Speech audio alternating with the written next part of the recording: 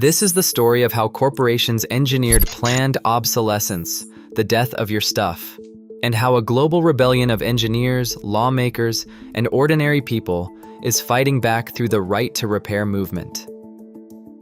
Every year, the average American household spends over $1,000 replacing technology devices that did not need to die. Across the European Union, consumers burn through 12 billion euros annually doing the same thing. In 2022, humanity generated 62 million tons of electronic waste, enough to fill 1.5 million trucks stretching bumper to bumper around the entire equator. Less than a quarter got recycled. The rest ended up in landfills, incinerators, or informal dumps in developing nations, with $62 billion worth of recoverable gold, copper, and rare earth minerals just rotting in the ground. This is not an accident. This is planned obsolescence, and it has a century-long paper trail.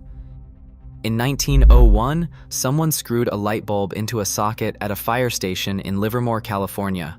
It is still burning today. They call it the Centennial Light, and it has been on for over 120 years. Remember that number? Because in 1924, the world's biggest light bulb manufacturers decided to change everything. Osram, Philips, and General Electric formed what became known as the Phoebus cartel. Their mission was elegant in its cynicism.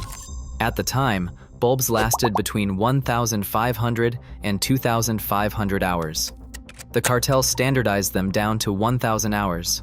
If a manufacturer's bulbs lasted too long, the manufacturer was fined. A product that could burn for over a century was deliberately redesigned to die in months. That same year, General Motors was staring at a saturated car market.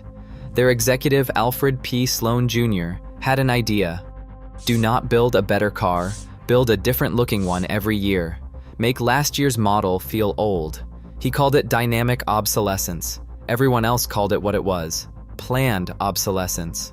By 1932, a real estate broker named Bernard London was publishing essays like Ending the Depression Through Planned Obsolescence, arguing that deliberately shortening product lifespans could actually end the Great Depression. The philosophy had evolved from boardroom strategy to economic theory. Fast forward 100 years, and the playbook has not changed. It has simply become more sophisticated. Consider your smartphone. Modern planned obsolescence comes in several forms. There is contrived durability, where products are physically designed to deteriorate. There is software obsolescence, where updates slow your device until it becomes unusable. There is psychological obsolescence, where you are made to feel your perfectly functional phone is somehow inadequate. And then there is parts pairing, perhaps the most insidious form of all. Companies assign unique serial numbers to individual components, screens, batteries, and sensors.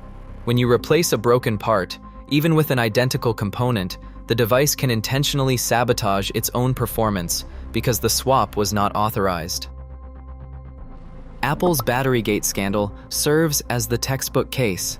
In 2017, it emerged that Apple had been deliberately throttling processor speeds on older iPhones with degraded batteries. They framed it as a feature to prevent unexpected shutdowns. Critics and attorneys general across the country saw it differently. Arizona's attorney general put it plainly. Many consumers decided the only way to get improved performance was to buy a newer iPhone, and Apple fully understood that. California's Attorney General called it withholding information to hurt consumers' pockets. Apple eventually paid between $310 million and $500 million to settle the class action, plus another $113 million in a multi-state settlement. In France, they were fined 25 million euros. About 100 million consumers were eligible for payouts, but only 3.3 million bothered to file claims. That tells you something about how normalized this has become. John Deere took it even further. Farmers who bought tractors costing hundreds of thousands of dollars could not repair them without dealer-approved software. Replacement parts were rendered useless unless a licensed technician activated them. In an industry where a broken tractor during harvest can mean losing an entire crop, this was not just an inconvenience. It was economic warfare against the people who feed us. But here is where this story turns. People started fighting back, led by advocates Louis Rossmann and organizations pushing for genuine right to repair legislation. The right to repair movement has exploded in the last 3 years. New York's Digital Fair Repair Act took effect in December 2023. California's Right to Repair Act followed in July 2024. In March 2024, Oregon signed what was then the strongest repair law in the nation, the first to explicitly ban parts pairing. Colorado followed with legislation taking effect in 2026. 84% of Americans now support right to repair laws, and all 50 states have considered them. Across the Atlantic, the European Union passed its Right to Repair Directive in July 2024, requiring transposition into national law by July 2026. The directive covers washing machines, refrigerators, smartphones, computers, and it is expanding to furniture, clothing, and mattresses. Manufacturers must provide spare parts at reasonable prices. They are prohibited from using hardware or software tricks to block repairs. They cannot refuse repairs solely for economic reasons. And here is a clever incentive. If you choose to repair a product under warranty instead of replacing it, your warranty automatically extends by 12 months. Starting June 2025, every smartphone and tablet sold in the European Union carries a repairability score graded A through E right there on the box, like a nutrition label for durability. Companies are proving that building things to last isn't just ethical, it's viable. Framework Computer, founded by former Apple engineer Nirav Patel, launched its first modular laptop in 2021. Every component is user-replaceable. Ports are customizable through expansion cards. You can upgrade your processor, your screen, your memory without buying a new machine. Their latest 12-inch convertible starts at $549. Linus Sebastian invested $225,000 after reviewing their first product. The company has raised over $35 million in funding. Patel's philosophy is simple. We all have that drawer of shame, full of devices that are broken or have dead batteries. The right to repair is essential to solving it. Then there is Fairphone, founded in Amsterdam in 2013, dubbed the most ethical smartphone in the world by Ethical Consumer magazine. Every Fairphone model since the Fairphone 2 has earned a perfect 10 out of 10 repairability score from iFixit, the organization founded by Kyle Wines that has become the gold standard for measuring device repairability. Their latest device, the Fairphone 6, comes with 7 years of software updates, an 8-year security commitment, and a 5-year warranty. Replacing a cracked screen instead of buying a new phone saves 24 kilograms of CO2, equivalent to driving 122 kilometers in a gasoline car. Even the old guard is shifting. Microsoft's Surface laptop went from a 0 out of 10 repairability score in 2016 to an 8 out of 10 by 2022.